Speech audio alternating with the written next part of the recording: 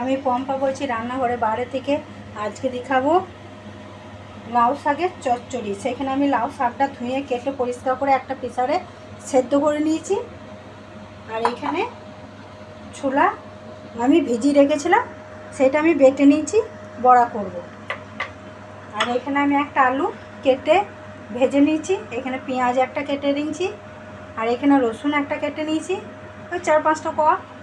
আর এখানে আমি নিয়েছি 2টো কাঁচা লঙ্কা, 2 চামচ পোস্ত, 2 চামচ কালো সরষে বেটে নিয়েছি। আমি এখানে এবারে এই যে আমি বড়াটা তুলে নিয়েছি, ওই তেলের মধ্যে আমি দিয়ে দিচ্ছি গোটা জিরে,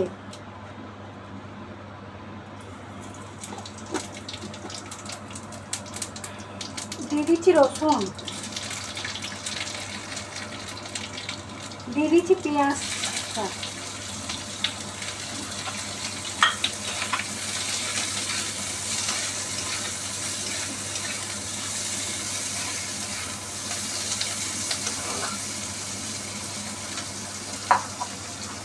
দিয়ে দিচ্ছি আলুটা। যে আলুটা আমি ভেজে রেখেছি সেই আলুটা আমি পেঁয়াজটার মধ্যে দিয়ে দিচ্ছি। আমি দিয়ে দিচ্ছি লাউ শাকটা।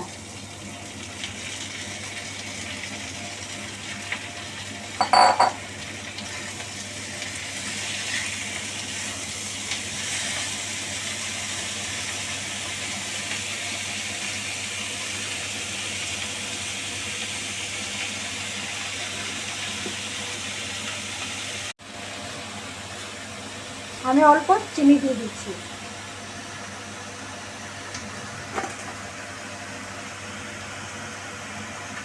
যেহেতু নুন দিয়ে সেদ্ধ করেছি, আমি অল্প নুন দিচ্ছি। এখন হলুদ দিচ্ছি অল্প, লঙ্কা গুঁড়ো দিচ্ছি, লঙ্কা গুঁড়ো মানে আমি জানি না। কাশ্মীরি লঙ্কা গুঁড়ো। ও,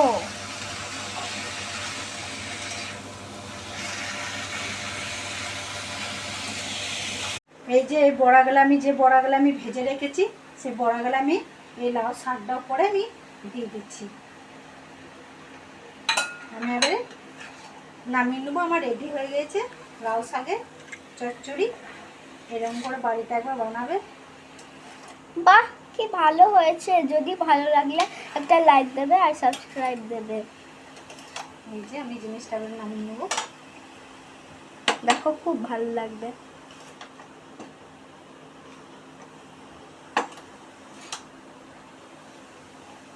এই যে কত সুন্দর হয়েছে।